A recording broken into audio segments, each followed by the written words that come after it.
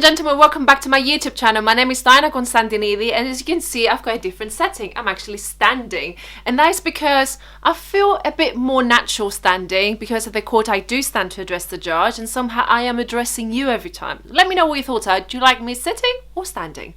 Today I'm bringing you a real crime case, and that is the case of Mr. Vincent Fagin. Now, this is an old man back in 1967, north of London. He was driving his car and he was crossing the pedestrian street.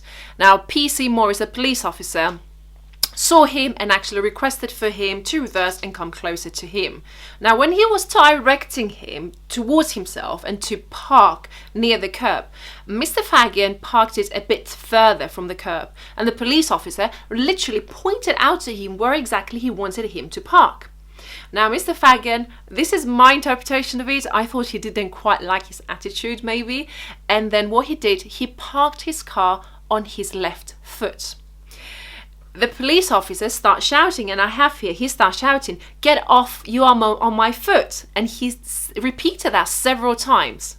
Now, Mr. Fagin said, "Fuck you, and you can wait." So whilst he actually turned off the ignition of his car. Now, PC Morris at that time, he repeated saying that he needs to get off his foot. Mr. Fagin then very reluctantly turned on the ignition serenely and calmly, and he kind of parked away the car from his foot, and he said to him, "Okay then, okay," but he did so very slowly. Now, the question is, he did not want to park his vehicle on his foot. Does that mean that he was guilty for assaulting the police officer? Because as a result of that, PC Morris was left with an injured toe, which was slightly bruised and swollen. Now, the question is that we need to answer, did he intentionally did so? And I've got a text message, but I'm going to take that later as soon as I'm done here with you. Now, committing an assault, and I do have here the ingredients. And when I say ingredients, in order for you to be found guilty for assaulting a police officer, that he's acting under the execution of this duty, that means that he's doing his job as a police officer, there must be an actual assault. So in this instance, yes, there is an assault because he had a swollen toe. Mr. Fagin said that the initial driving on his foot was unintentional and therefore not assault. Now, the question is, when he refused to drive the vehicle from his foot, does that mean the mere refusal for him to drive away his vehicle from the foot that he's committing an assault?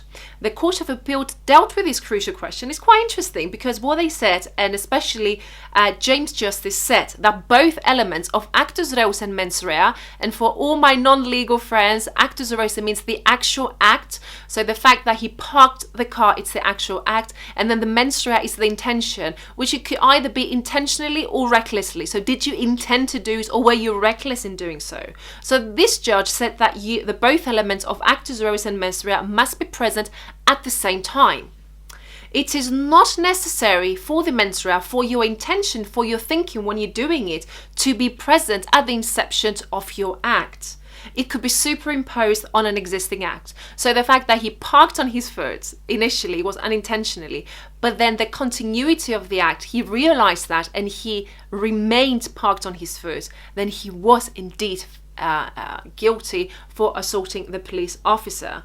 And that is because he refused to drive off the car wheel, and his refusal was capable of amounting to an assault. This is the case of Mr. Vincent Fagin versus Metropolitan Police. I hope you enjoyed. Let me know what your thoughts are. This is a case that assaulting a police officer, obstructing a police officer, assaulting a police officer under the execution of the duty, or if an emergency worker, it's cases that I deal with day in, day out. It is standard practice. It's a whole different topic as to whether they're found guilty or not. In most of the cases, they are found guilty, despite the fact that they may be disputing or contesting some of the issues. But I'm going to leave that for a separate video. I hope you enjoyed. Let me know if you have any questions. Let me know. Direct message me. I love you loads. Take care of yourself, and I will see you in my next video. Bye bye.